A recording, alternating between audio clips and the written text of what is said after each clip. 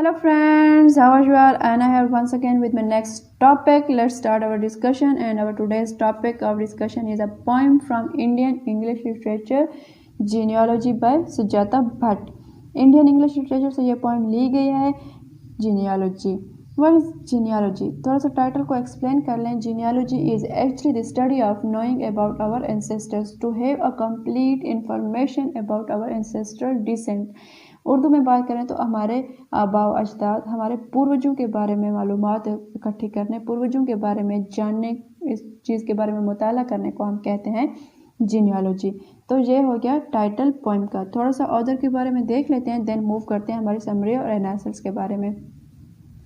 Author के बारे में दोस्तों हम देख लें. Sujata Bhatt, she was born on 6 मई 1956, इंडियन स्टेट गुजरात के शहर अहमदाबाद में उनका बर्थ हुआ. देन जल्दी ही उनकी फैमिली मूव कर गई पुणे की तरफ, लेकिन वहाँ भी वो लोग ज़्यादा देर तक नहीं रहे. वहाँ से भी वो जल्दी मूव कर गए. इन 1968 उनकी फैमिली अगेन मूव कर गई इंडिया से यूएसए की तरफ, और वहीं उन्होंने अपनी स्टडी जारी रखी, और वहाँ से ही वो ग्रेजुएट हुए हैं from the university of Iowa in bachelor of English. Now she is settled in Germany with her husband and daughter. तो देख लेते हैं हमारे समरी और एनालिसिस के बारे में. मूव ऑन करते हैं हमारे समरी की तरफ, टेक्स्ट की तरफ, फर्स्ट स्टेंजा की तरफ. फर्स्ट स्टेंजा को एक्सप्लेन करने से पहले ह्यूमन प्रोडक्शन के बारे में थोड़ा सा अगर एक्सप्लेन कर दिया जाए तो इस स्टेंजा को समझने के लिए इजी रह जाएगा, क्योंकि जो लाइंस जो लफ्ज़ यूज़ किए गए स्टेंजा में उसको थोड़ा सा एक्सप्लेन करने के लिए अच्छा रह जाएगा. As we all know that male and female connection is necessary for further human production. Male sperms connects to the ovum or egg of female. Then the production of new human beings starts. First stanza. My daughter when she was 4 once described herself as a tiny egg. वो कहती है मेरी बेटी जब just 4 years की थी उसने अपने आप को, अपनी शेप को डिस्क्राइब करने की कोशिश की. That when at the time I was just a tiny egg, जब मैं एक टाइनी एग की तरह थी. उस टाइम की अपनी मीन्स बिफोर बर्थ उसने अपनी शेप को, अपनी बीइंग को उसने उस टाइम एक्सप्लेन किया है. सो स्मॉल मतलब इतनी छोटी थी. शी वॉज इनसाइड मी, जब वो बहुत छोटी एग की शेप में मेरी वॉम्प के अंदर, मेरी बॉडी के अंदर, वॉम्प के अंदर थी. उस टाइम उसने, जब वो जस्ट 4 years की थी, उसने अपने आप को एक्सप्लेन किया. At a time when I was still not burn, when I was still with her grand mother. वो कहते कि जब मैं, अपने बारे में राइटर बता रही है, ऑथर बता रहे कि जब मैं भी पैदा नहीं हुई थी, बहुत स्मॉल, मैं भी एक एग की शेप में थी जब मैं उसकी ग्रैंड मदर के फॉर्म में थी. And so she concluded triumphantly I was also inside आजी. मतलब बहुत ही फातिहाना अंदाज में उसने ये एक बात की है कि जब मैं एक टाइनी एग की शेप में थी इनसाइड योर वॉर्म, and when you were like a tiny egg inside Aji's, inside grandmother's womb. That means I was also in the womb of Aji. What's Aji? यहाँ पे आजी का वर्ड यूज़ हुआ है. गुजराती लैंग्वेज में ग्रैंड मदर के लिए हम लफ्ज़ यूज़ करते हैं आजी. तो जैसे कि जीनियोलॉजी टाइटल ही हमारा बता रहा है कि it's a study about knowing about our ancestor से कनेक्टेड है, तो आजी का वर्ड उन्हें यूज़ किया अपने कल्चर को रिप्रेजेंट करने के लिए, तो अपने कल्चर को एक टच देने के लिए.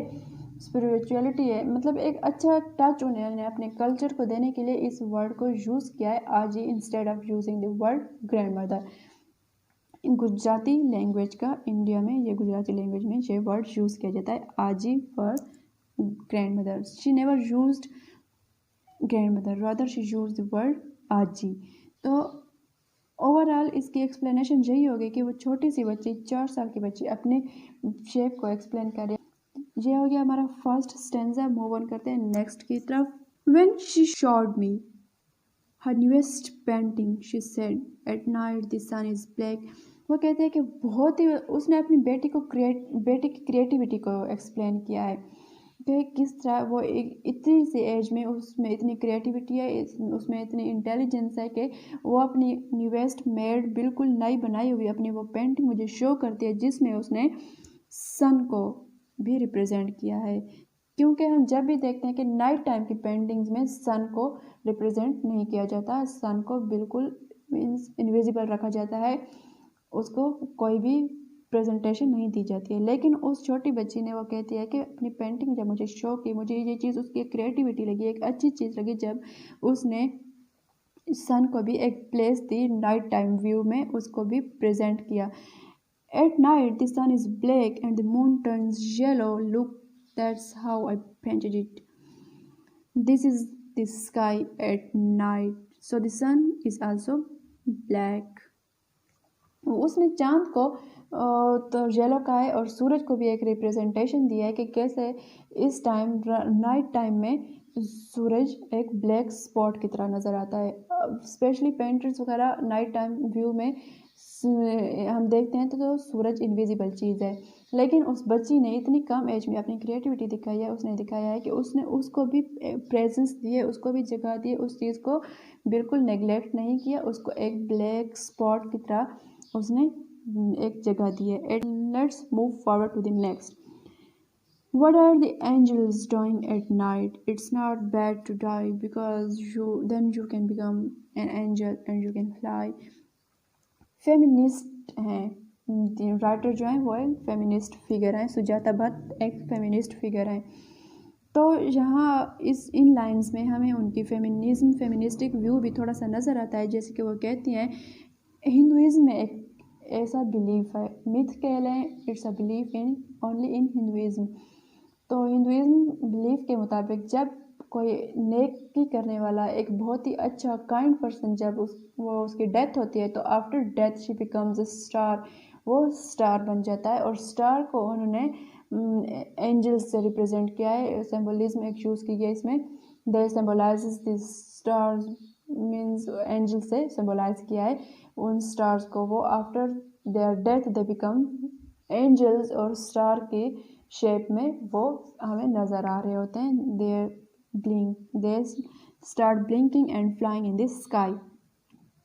तो इस चीज़ में जब वो उसने ये लाइन यूज़ की है because then you become an angel and you can fly, तो इस चीज़ में उसको एक फ्रीडम उसने ज़ाहिर की है, फ्रीडम नज़र आ रही है, उसका एक फेमिनिस्टिक व्यू नज़र आ रहा है। उसको लग रहा है कि आफ्टर डेथ आप स्टार बन जाओगे, एंजल के रूप में आप एक स्टार बन जाओगे और स्काई में आप बिल्कुल आज़ादाना तौर पर बिल्कुल फ्रीली आप फ्लाई करोगे, घूमते रहोगे, जो एक फेमिनिस्टिक व्यू है। जैसे कि उन फेमिनिज्म में है कि उनको एक आज़ादी चाहिए पेट्रियार्चल स्टेट से, पेट्रियार्चल कंडीशन से उस टाइम, क्योंकि पेट्रियार्चल कंडीशन थी तो उन्हें इस चीज़ से फ्रीडम चाहिए। तो इन लाइंस में उनकी यही फ्रीडम को फेमिनिस्टिक व्यू को प्रेजेंट किया गया है।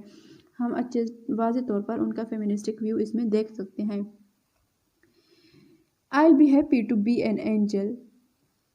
वो कहते हैं कि ये कोई इतनी बड़ी बात नहीं है, कोई इतनी दुख की या अफसरदा होने की या कोई बुरी बात नहीं है कि जब हमने मर जाना है। ये तो अच्छी बात है कि आफ्टर दैट हम एंजल बन जाएंगे, स्टार्स की सूरत में हम स्काई में होंगे और फिर हम आज़ादाना फ्रीली इधर से उधर मूव करेंगे, फ्लाई करेंगे स्काई में। Later, I overheard her to say her father. इसके बाद जो हमसे बात कर रही थी, बाद में मैंने उसे देखा कि वो अपने फादर की तरफ मुखातिब है, अपने फादर से बात कर रही है और वो कह रही है When I am a grandmother, जब मैं ग्रैंड मदर मतलब है मैं जब दादी बन जाऊंगी, आई will be very old and you will be dead. वो कहते हैं कि जब मैं भी आजी की तरह आजी ही बन जाऊंगी, उनकी एज में उस स्टेट में पहुंच जाऊंगी, तो अपने फादर को कह रही है होपफुली इट्स लाइक आप तब तक जब मैं इतनी एज को पहुंचूंगी, मैं इतनी बूढ़ी हो चुकी होंगी तो शायद आप तब तक डेड हो चुके होंगे, आपकी डेथ हो चुकी होगी।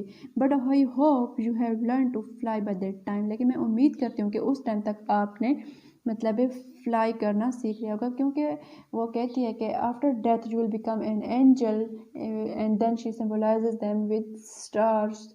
तो आप एंजल बन के स्टार के सूरत में आप स्काई में फ्लाई कर रहे होगे इधर उधर। देन आप मेरे घर के ऊपर भी फ्लाई कर रहे होगे, मुझे भी देख रहे होगे, इधर जा रहे होगे उधर जा रहे होगे, पूरे स्काई में फ्रीली आप फ्लाई करोगे, सब कुछ देख सकोगे। So that's all, that's the analysis of complete poem. General तौर पर एक समरी की कोशिश की है, सिंबोलिज्म भी है, मेटाफर भी है।